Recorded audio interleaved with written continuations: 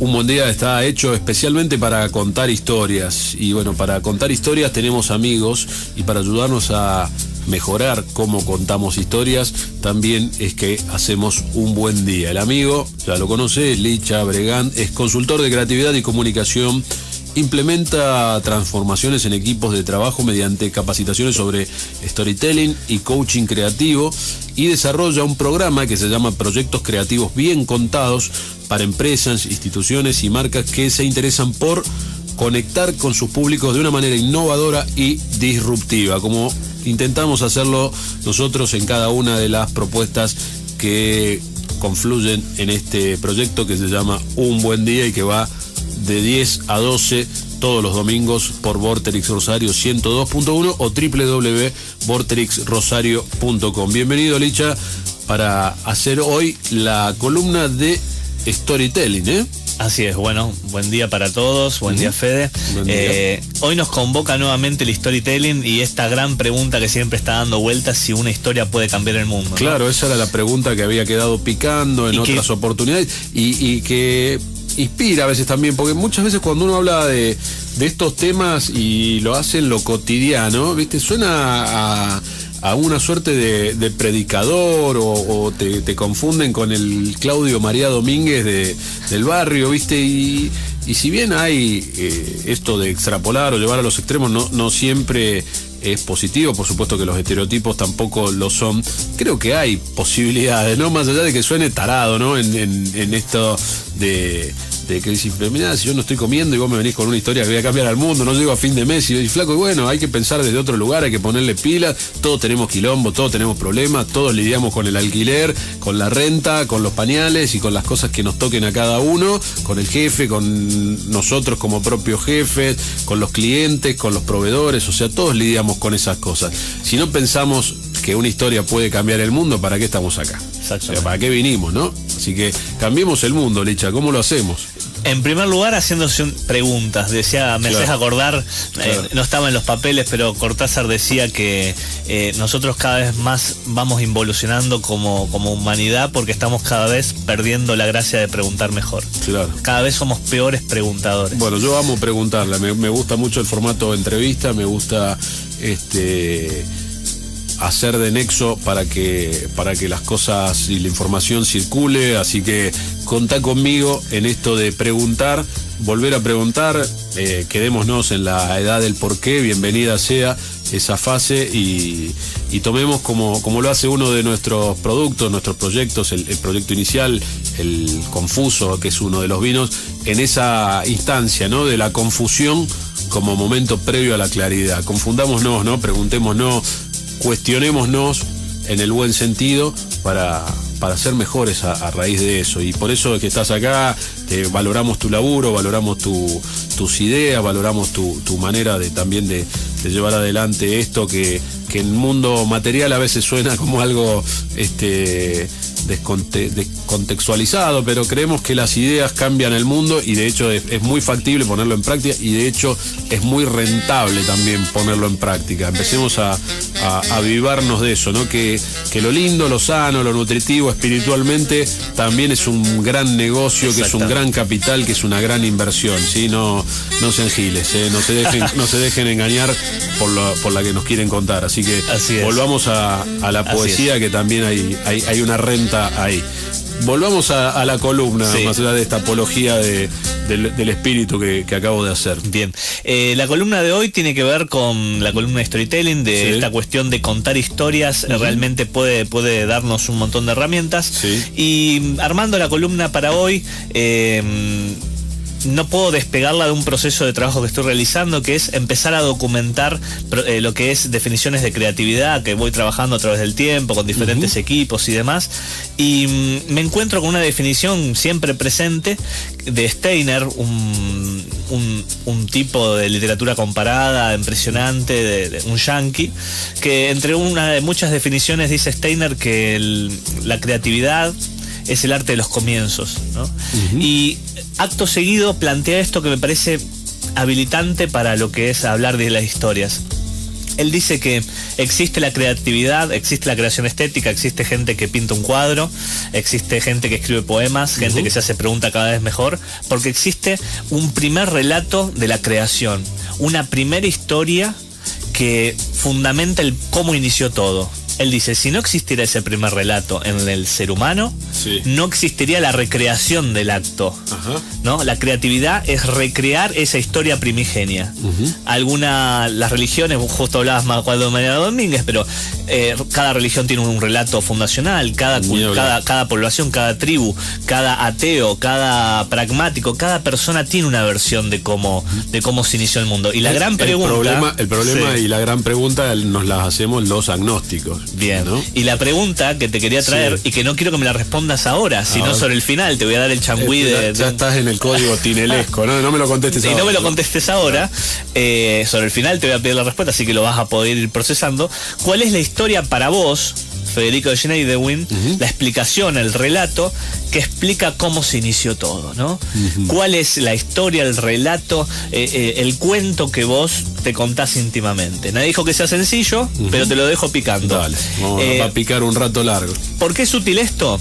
Porque, en definitiva, esta historia basal, fundacional, es lo que nos termina habilitando luego a nuestras producciones. Si nosotros no tenemos este cuento identificado, no podemos después formar cuerpo. Decía Alberto Mang, el actual director de la Biblioteca Nacional, el primer lector del Borges ciego, siendo muy jovencito, que él estaba rodeado por 2 o 3 historias. Una de ellas era Alicia en el País, y la otra la Divina Comedia. Y él sabía que no salía de esas 2 o 3 historias, que era lo que lo rodeaba y lo que lo nutría todo el tiempo. El mismo Borges decía que no era un autor prolífico, según él. Él tenía 4 historias más o menos dando vuelta en la cabeza, y toda su producción basaba en eso, ¿no? En 4 historias fundamentales. Tiene que ver con esta cuestión de hay historias que explican el modo en que uno ve el mundo, el modo que uno cree el mundo en cómo le da sentido. Y a partir de ahí hacemos negocios, a partir de ahí nos relacionamos y somos seres que aman, seres que odian, seres que asesinan, seres que habitan el planeta. Entonces, esta gran pregunta que también se las dejo a los que oyen, y hay varios que oyen y varios que me han dicho ya, me resultan difíciles las cosas, están luchando con las consignas, lo cual es muy bueno. ¿Cuál es la historia para cada uno de los que nos escucha, que nos está viendo por las redes? ¿Cuál es la explicación que ellos le dan al inicio, al origen de la humanidad, ¿no? Claro. Y esto, ¿por qué es útil para las empresas, ¿no? ¿Por qué es útil? Porque esto, como vos comentabas al principio, forma parte de un trabajo que yo también realizo para equipos de organizaciones, de marcas, donde haya una comunidad de trabajo. El formato que yo trabajo tiene que ver con proyectos creativos bien contados. Proyectos, un desafío, creativos, esta cuestión de acelerar esos proyectos con creatividad y bien contados, que sea una cuestión de volver visible ese laburo. Y dentro de ese proceso, que tiene varios componentes, hay uno que nosotros le llamamos el ADN. Que es ni más ni menos que tratar de entender de qué está compuesto un equipo de trabajo, de qué está compuesto la gerencia, de qué está compuesta esa empresa, la razón de existir.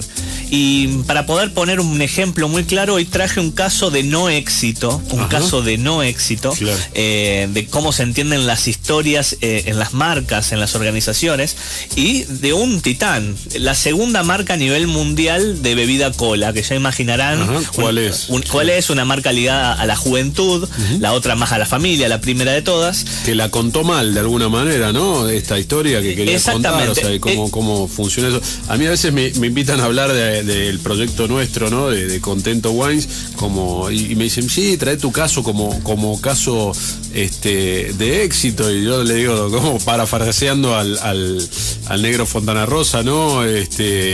Lo mío con suerte es un empate, ¿no? Pero no quita esa belleza que tiene precisamente lo que vos mencionás como dificultad, ¿no? La lucha por superarse, la competencia con uno mismo. Ayer o antes de ayer escuchaba a un psicólogo especializado en temas deportivos que hablaba puntualmente de los Pumas, y hablaban de la motivación externa y la motivación interna, ¿no? Como que los Pumas se motivan externamente, o sea, se motivan, depende con quién jueguen. Mirá. Mientras otros equipos, por ejemplo los All Blacks, que son los mejores del mundo sin lugar a dudas, su motivación es interna. yo me siento identificado y yo me motivo conmigo mismo. Yo quiero competir, mejorarme a mí mismo, ser una mejor versión cotidianamente. No me interesa lo que hagan mis colegas, o sea, sí me interesan, sí comparto sus alegrías, descubro a lo mejor aciertos y errores en el análisis de lo que puede hacer un colega en cada una de las cosas que yo hago, pero la motivación y la lucha me parece que tiene que ser interna. Discúlpame que te saque por ahí, pero me van surgiendo cosas en la charla y volvamos al caso de no éxito. De Pepsi. El caso de no éxito, sí. De esta bebida cola, que es un comercial que salió en Estados Unidos, que no llegó aquí, y generó un gran revuelo. El comercial de que va muy rápidamente, hay una modelo sacándose fotos en la puerta de un importante hotel al lado de una gran avenida, sí. Y por la avenida hay una movilización muy grande, muy grande. Pancartas a favor de la paz y demás, gente de diferentes etnias, algunos que miran la movilización desde los balcones tomando una latita de esta bebida cola. Claro. Y lo cierto es que esta mujer, que es famosa, pero no recuerdo el nombre, una modelo muy famosa estadounidense, agarra una latita de esta bebida cola toda transpirada, reluciente, y sale a sumarse a la protesta. Se suma a la protesta, la gente la saluda, como que la mira como admirada, hasta que llega hasta el cordón policial, ¿no? Hasta las tortugas, como le dicen acá. Claro. ¿Y qué hace esta mujer? Se acerca con la latita y le da una latita al cana, al Kobani, al policía, sí. Y el policía la mira, la abre la latita, se toma, sonríe y mira al otro policía como diciendo, no está tan mal todo esto. Claro. Termina el spot. Hasta ahí Mayo francés, la flor alcana con la ametralladora. Exactamente. Ponerle como metáfora. Exactamente. ¿Y qué pasó? Explotaron las redes sociales, explotaron los medios tradicionales, y para poner un ejemplo y poder graficarlo, la hija de Martin Luther King, del I Have a Dream, escribió por Twitter diciendo, si mi padre hubiera sabido que con una lata de bebida cola iba a terminar tanta represión, qué pena no haberlo sabido antes. Claro. Un grado de destrucción para lo que fue esa comunicación, ese storytelling de marca, y lo que quiero analizar de esto muy brevemente tiene que ver con el peligro de contar historias sin un fundamento. Esto se llama en comunicación, y es algo que nos acompaña para todo el que crea historia, el que cuenta historias, es cuáles son las palancas de legitimidad para contar esa historia. Claro. ¿Cuál es la pregunta clave? ¿Qué hizo esta bebida cola por los derechos humanos antes para poder pronunciarse de esa manera? Claro. Como no lo hubo, esa historia estuvo sustentada desde la nada. No había sustento en el narrador, o sea, no tenía lógica que esa marca se identificara con esa causa, porque nunca, no era legítimo. Una marca comercial que busca otros fines, no tenía... Exactamente. ¿Por qué hablar de eso, digamos? Y se lo penalizaron, ¿no? Y esto es importante cuando entendemos en empresas, en equipos de trabajo, entender de que no vale una buena idea, sino que vale la idea que representa al equipo, la idea o el concepto o el proyecto que representa la marca, y entender el ADN de qué está hecho, ¿no?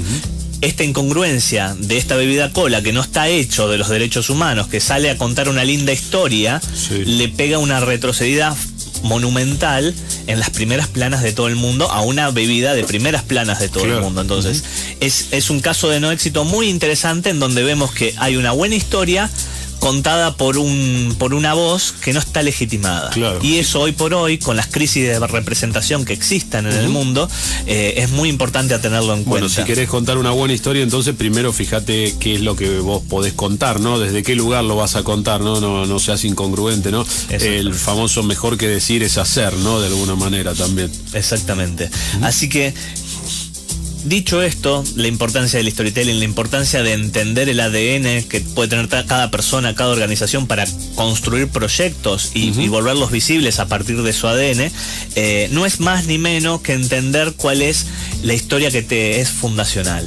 Y ahora sí, la que dejamos picando al comienzo de la columna, preguntarte para vos, Fede, ¿cuál es la historia, cuál es la explicación que vos le das desde tu lugar, desde tu punto geolocalizado de Google Maps en el mundo, a la explicación de cómo iniciamos toda esta gran orquesta? Vos es que lo pensé casi todo el espacio que veníamos, porque no coordinamos nada de esto, no preproducimos para precisamente tener la mayor espontaneidad posible, y lo pensé mientras trataba de, obviamente, no irme de la charla y demás, y la realidad es que no tengo esa respuesta, y creo que la justificación y tiene mucho que ver con lo que vos mencionabas, y lo considero algo muy valioso, la justificación mía de dónde vienen las cosas o de dónde surge todo es precisamente la pregunta, o la duda, o la inquietud, o como también decíamos, y no es casual que se haya manifestado así en una creación